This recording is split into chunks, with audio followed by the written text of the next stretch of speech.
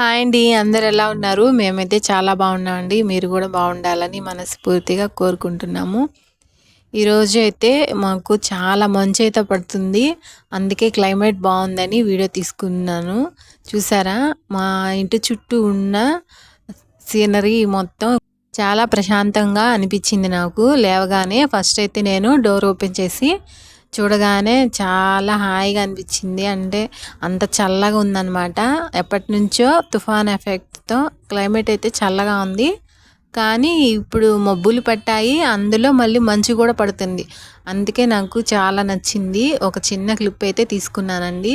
మీకెలా అనిపించిందో కామెంట్ చేయండి.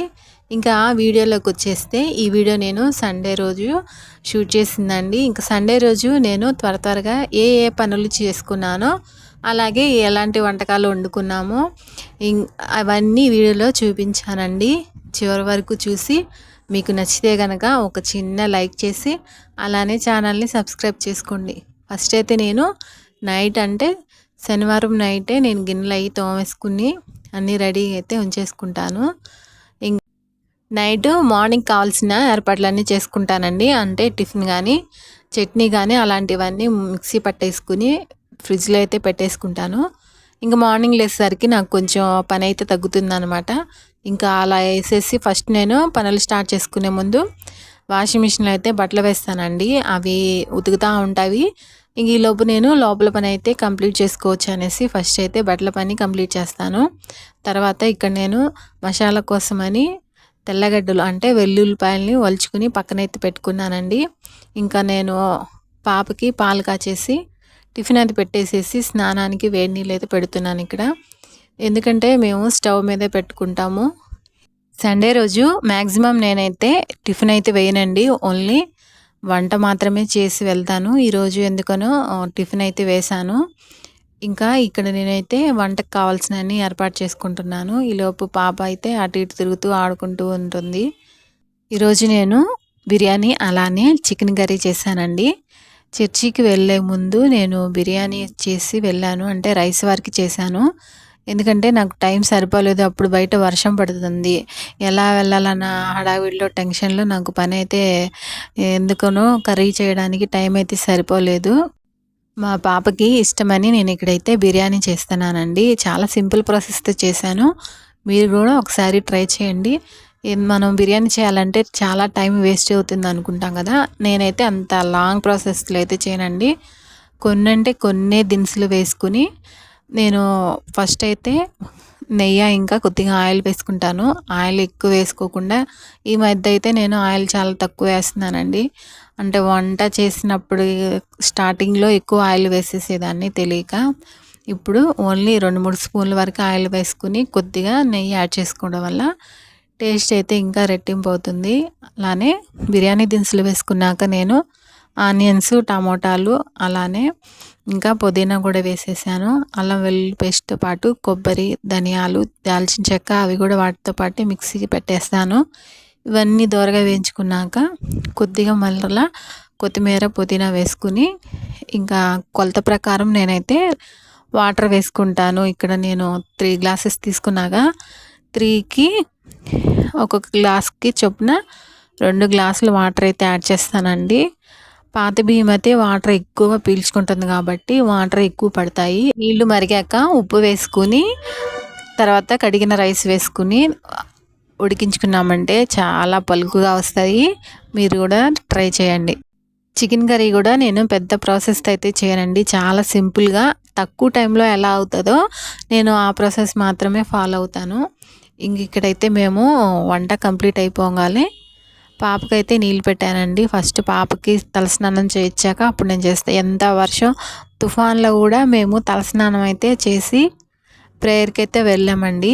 ఎందుకంటే సండే మేము మ్యాక్సిమం పాపకి వీక్లీ వన్సే చేయిస్తాను. ఎందుకంటే క్లైమేట్ కూడా చేంజ్ అయిపోయింది కదా. వారానికి 2 సార్లు చేస్తే ఎక్కడ జలుబు చేస్తుందోనని సండేనే చేయిస్తాను. లేదంటే ఏదైనా హాలిడే వచ్చినా ఇంటి దగ్గర స్కూల్కి పోకుండా ఇంట్లో ఉన్నా కూడా ఆ రోజు నేనైతే తలస్నానం చేపిస్తాను. మ్యాక్సిమం కలబంద అయితే అప్లై చేసి పాపకి స్నానం చేపిస్తాను. తన స్నానం అయిపోగానే తర్వాత మేము కూడా రెడీ అయిపోయి చర్చికి అయితే బయలుదేరిపోయామండి. చాలా లేట్ అయిపోయింది. 10:30 లోపు వెళ్ళాల్సిన మేము 11:30 వరకు ఇంటి దగ్గరే ఉండిపోయాము. ఎందుకంటే ఆటోలు అస్సలు దొరకలేదు మాకు. ఆటో కోసం వెయిట్ చేసి తడుచుకుంటూనే పోయాము. వర్షం పడడం వల్ల ఆటోలు అయితే ఆపకుండా వెళ్ళిపోతూనే ఉన్నారు. ఇక్కడ నేను, మా పాప, మా కిందున్న ఆంటీ, మేము ముగ్గురం కలిసి ఇలా నడుచుకుంటూ వెళ్ళాము. తర్వాత మా వారైతే బైక్ వేసుకుని వచ్చారు. ఆయనకి కాలు బాగలేదు కదా, అందుకని మేము ముగ్గురమే నడుచుకుంటూ వెళ్ళాము. ఒక 2-3 ఆటోలు కనిపించినాయి కానీ వాళ్ళైతే వర్షం పడుతుందని ఆపకుండా వెళ్ళిపోయారు. ఇంకా మేము అక్కడ సెంటర్ దగ్గరికి వెళ్ళిపోయి అక్కడైతే ఆటో పట్టుకుని చర్చి దగ్గరికి అయితే వెళ్ళిపోయాము. చాలా లేట్ అయిపోయింది. ఇంక ఇక్కడ మా పాప ఆటో కోసం ఆపుతుందనమాట చెయ్యి చూపించి. కానీ ఒకళ్ళు కూడా ఆపలేదు. 1-2 వచ్చిన ఆటోలేమో చాలా ఫుల్గా అయితే ఉన్నారు. చూసారు కదా ఎంత వాటర్ అయితే ఉన్నాయో. తుఫాన్ ఎఫెక్ట్ ఏమో కానీ మాకైతే చివరికి ఆటో దొరకపోవడం వల్ల మేమైతే ప్రేయర్కి చాలా లేట్గా అయితే పోయాము. మా ప్రిన్సీ గడైతే తడిచిపోకుండా స్వెటర్ వేసుకుంది. అయినా కింద ఆంటీ గొడుగు తీసుకొచ్చారు కదా, వేసింది. పాపకే ఎక్కువ వేసింది. ఇంకా అయినా కూడా జల్లు పడుతూనే ఉంది మా మీద. ఎందుకంటే అంత గాలి ఎక్కువ వస్తుంది, జల్లు తక్కువ పడుతుంది. ఫైనలీ మేము ఆటో దిగేసి ఇప్పుడు చర్చి దగ్గరికి అయితే వచ్చేసాము. ఫస్ట్ నువ్వు వెళ్ళు మమ్మీ అని చెప్తుంది నాకు. ఇప్పుడైతే మేము ఇంకా టర్నింగ్ అయితే తిరగాలి. ఇటు సైడ్ ఉంది కదా, ఇటు సైడ్ అయితే మసీదు ఉంటుంది. ఇంకా మేము రైట్ సైడ్ వెళ్ళిపోవాలి. ఉరుకులు పరుకుల మీద పరిగెత్తుకుంటూ వెళ్ళిపోతుంది. నేను ఆంటీ అయితే స్లోగా నడుచుకుంటూ పోతున్నాం అండి. చాలా బురదగా అయితే ఉంది. ఎక్కడైనా కొంచెం జారామంటే ఇంకా అంతే సంగతులు అనమాట. అంత బురదగా అయితే ఉంది. వర్షం పడుతుంది కానీ జల్లులుగా ఆగకుండా పడుతూనే ఉంది. ఫైనల్లీ వచ్చేసాము. ఇంకా మేము ప్రేయర్ చూసేసుకొని ఇంకా తిరిగి వెళ్ళిపోయాము. ఇంకా ముగ్గురం కలిసి ఇంటికి అయితే వెళ్ళిపోయామండి. ఫస్ట్ మేమిద్దరం వెళ్ళాం కదా, తర్వాత మా వారైతే వచ్చారు. ఇంకా ఆయన బండి ఎక్కేసి వచ్చేసాము. ఇంకా వచ్చేసి ఇంకా ఫుడ్ అయితే తినేసాము. కొంతసేపు అయితే రెస్ట్ తీసుకున్నాము.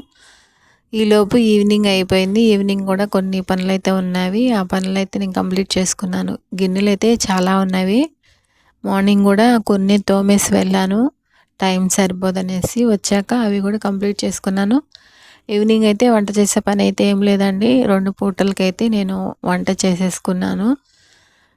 మార్నింగ్ ఉన్నంత హడావిడి ఈవినింగ్ టైంలో అయితే ఉండదు. ఎందుకంటే నైట్ ఇంకా ఏం పనులు ఉండవు కదా, నిదానంగా అయితే చేసుకుంటూ ఉంటానన్నమాట. ఇంకా రేపు మార్నింగ్ అయితే మళ్ళీ అన్నీ రెడీగా పెట్టుకోవాలి. ఎందుకంటే పాప మార్నింగ్ స్కూల్కి వెళ్ళాలి కదా, అందుకని గిన్నెలు మొత్తం ఫస్ట్ క్లీన్ చేసేసుకుని పాపకు కావాల్సినవన్నీ రెడీగా పెట్టేసుకుంటాను. ఇంకా మార్నింగ్ ఒక లేట్గా లేచినా కూడా నాకు అంత ఇబ్బందిగా ఏమనిపించదు అనమాట.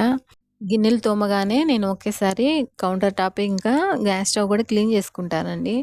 మళ్ళీ మార్నింగ్ లేచేసరికి నాకు చిరాకుగా అనిపిస్తుంది. ఇంకా వంట స్టార్ట్ చేయాలన్నా ఇంకా అలా ఉంటే మనకి చేయాలనిపించదు కదా. ఇంక నైట్ క్లీన్ చేసేసుకుంటాను.